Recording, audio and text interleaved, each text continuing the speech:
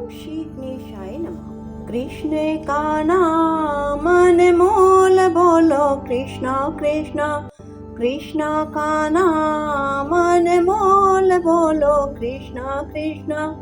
गंगा भी बोले कृष्णा, जमुना भी बोले कृष्णा, गंगा भी बोले कृष्णा, जमुना भी बोले कृष्णा। सागर की लहरों से आवाज आई कृष्णा कृष्णा, सागर की लहरों से आवाज आई कृष्णा कृष्णा। कृष्णा का नाम अनमोल बोलो कृष्णा कृष्णा, कृष्णा का नाम अनमोल बोलो कृष्णा कृष्णा। बोलो विष्णु भगवान की जय, लक्ष्मी माता की जय। बंधुओं, आज मैं आपको कार्तिक महात्म का 17वां अध्याय श्रवण करवाने जा रही हूँ। बंधुओं, जो कोई भी कार्तिक मास में कार्तिक महात्म का श्रवण करता है, भगवान विष्णु प्रसन्न होकर उनकी मनोवांछित इच्छाएं पूरी करते हैं। सूत जी कहने लगे, अब सब व्रतों में उत्तम व्रत और मोक्ष के देने वाले एकादशी के व्रत का महात्म सुनो। एकादशी तिथि कृष्ण पक्ष की हो या शुक्ल पक्ष की, अन्न नहीं खाना चाहिए। जो एकादशी को अन्न खाता है वह पापों का भक्षण करता है। एकादशी का व्रत माता के समान उसकी रक्षा करता है। दशमी और द्वादशी को भी एक समय ही भोजन करना चाहिए। नारद जी कहते हैं कि गंगा के समान तीर्थ नहीं, माता के समान गुरु नहीं, विष्णु के समान देव नहीं, अन्न न खाने के समान तप नहीं, और शांति के बराबर सुख नहीं, सत्य के बराबर ज्योति नहीं, कार्तिक के समान मास नहीं, ज्ञान के समान लाभ नहीं, और एकादशी के समान व्रत नहीं। व्रत करने वाला प्रातः समय उठकर भगवान का पूजन करे, पुराणों की कथा सुने, एकादशी की रात्रि को जागरण करे।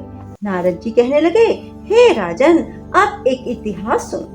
नर्मदा के तट पर गालव ऋषि का अति शोभायमान आश्रम था।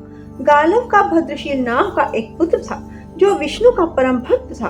वह बालकों के साथ भगवान की मूर्ति बनाकर पूजन किया करता था। साथ ही बालकों को उपदेश दिया करता था कि वह भी भगवान का पूजन करें, एकादशी का व्रत रखें। बालक भी उसका उपदेश सुनकर वैसा ही किया करते थे। अपने पुत्र के चरित्र को देखकर एक समय उसके पिता गालव ऋषि ने उससे पूछा कि भद्रशील, तुम सदैव भगवान विष्णु की पूजा में लगे रहते हो, यह उपदेश तुमको किसने दिया? यह बात सुनकर भद्रशील कहने लगा, पिताजी, मैं आपको अपने पूर्व जन्म का वृतांत सुनाता हूँ। पिछले जन्म में मेरा जन्म चंद्रवंश में हुआ था। धर्म कीर्ति मेरा नाम था। दत्तात्रेय जी से मैंने शिक्षा दीक्षा ग्रहण की। मैंने 1000 वर्ष तक राज्य किया। उस काल में मैंने अनेक धर्म और पाप के कर्म भी किए, परंतु दैववश मैं बुरी संगत में पड़ गया और वेद मार्ग छोड़कर पाखंड मार्ग पर चल पड़ा। मेरे इन आचरणों को देखकर प्रजा भी पाप के कर्म करने लगी। इस प्रकार धर्म शास्त्रों के कथन अनुसार प्रजा के पाप का छठा भाग मुझको भी मिलने लगा। एक दिन हम शिकार खेलने के लिए वन में गए, अतएव सारा दिन भूखे और प्यासे ही रहे। खाने को कुछ ना मिला।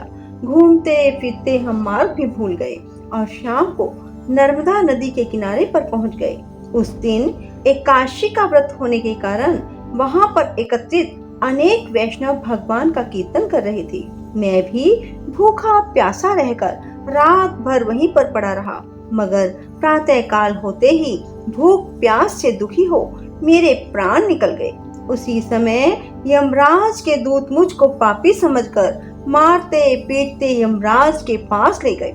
यमराज ने चित्रगुप्त से मेरे सब पाप और पुण्यों का लेखा मांगा। तब चित्रगुप्त ने विचार कर कहा कि यद्यपि यह बड़ा पापी है, परंतु इसने एकादशी का व्रत किया था, उसी से इसके प्राण निकल गए। इस कारण इसके समस्त पाप नष्ट हो गए। यह सुनकर यमराज तत्काल अपने सिंहासन से उठकर खड़े हो गए और हाथ जोड़कर मुझसे बोले, क्षमा करना, हमसे भूल हो गई। साथ ही मुझको भी नमस्कार किया। फिर अपने दूतों को धमका कर कहने लगे, जो मनुष्य भगवान के नामों का जाप करता हो उसको कभी हमारे पास मत लाना। जिसने अनजाने में भी एकादशी का व्रत किया हो तब भी उसके सब पाप नष्ट हो जाते हैं और उसको हमारे पास आने की आवश्यकता नहीं पड़ती। इसके बाद यमराज ने मेरा पूजन किया और फिर मुझे सुंदर विमान में बिठाकर विष्णु लोक को भेज दिया। हजारों वर्ष तक इंद्रलोक और विष्णु लोक में रहने के पश्चात अब फिर मैंने यहाँ पर जन्म लिया है। जो कोई इस कथा को पढ़ता और सुनता है उसके सभी पाप नष्ट हो जाते हैं। बोलो विष्णु भगवान की जय हो। लक्ष्मी जी की कहानी। एक मंदिर में लक्ष्मी गणेश जी सार फांसे खेला करते थे। एक गरीब ब्राह्मण वहां आकर बैठ गया। गणेश जी बोले, बता ब्राह्मण, किसकी जीत हुई? ब्राह्मण ने कहा, गणेश जी की। गणेश जी ने लक्ष्मी जी के गले का हार दिलवा दिया। उसने घर जाकर खूंटी पर टांग दिया। लक्ष्मी जी चील बनकर झपट्टा मारकर हार ले गई। दूसरे दिन फिर ब्राह्मण वहीं गया। गणेश जी ने फिर पूछा, बता ब्राह्मण, किसकी जीत होगी? ब्राह्मण ने फिर कहा, गणेश जी की जीत होगी। गणेश जी ने फिर लक्ष्मी जी को कहा। लक्ष्मी जी ने फिर गाड़ी भर कर सामान दिलवा दिया। लक्ष्मी जी को फिर गुस्सा आया। आंधी तूफान चलाकर सामान को उड़ा दिया। तीसरे दिन ब्राह्मण जाने को जैसे ही तैयार हुआ, ब्राह्मणी बोली, ब्राह्मण कहाँ जा रहे हो? पहले कुछ तो मिल जावे था। 2 दिन हो गए, बच्चे बिल्कुल भूखे मर रहे हैं। क्या कारण है? कहाँ जावे है तू? ब्राह्मण बोला, जाऊं तो अच्छी जगह, मिले भी बहुत कुछ, पर क्या करूं, हमारी किस्मत में नहीं है। ब्राह्मणी बोली, कुछ तो बता, कहाँ जावे है? ब्राह्मण बोला, लक्ष्मी गणेश जी सार फांसा खेले और मेरे से पूछते हैं, बता ब्राह्मण, किसकी जीत होगी? मैं कह देता हूँ, गणेश जी की। ब्राह्मणी बोली, तभी तो ऐसा हो रहा है। आज तो तू दोनों की जीत बताना। तब ब्राह्मण जाकर दोनों की जीत बता देता है। तब गणेश जी बोले, आज तो तू किसी का बताया हुआ बोल रहा है। तो कहता, नहीं तो ले। गणेश जी ने उस पर टका पैसा फेंक कर मार दिया। बोले, जो चीज मंदिर से बाहर निकल कर मिले वही ले लियो। मंदिर से बाहर आते ही उसे एक मछियारा दिख जाता है। वो कहता है, उफ, ओहो, खाने की ना हाथ लगाने की। तो उसे वह लाठी पे टंगवा के चल देता है। वह लाठी पे टंगवा के चल दे। सब देखकर हंसने लगे। आज तो ब्राह्मण के घर मछली जा रही है। वो जावे, उसे खूंटी पर टांग दे। लक्ष्मी जी चील बनकर आवे, हाथ डाल दे और मछली ले जाती हैं। थोड़ी देर बाद गाड़ी वाला आता है। किसका सामान उड़ा था? सामान उतरवा लो। उसका सारा सामान भी मिल गया। इसलिए ही कहते हैं, जहाँ भी पूजा करें, लक्ष्मी गणेश दोनों की करें। लक्ष्मी गणेश जी संकट में सहायता करते हैं। जो भी ये कहानी सुनता है, हुंकारा भरे और दूसरे को भी सुनाए। हे लक्ष्मी गणेश जी, सबकी सहायता करना। जय लक्ष्मी गणेश जी की जय हो।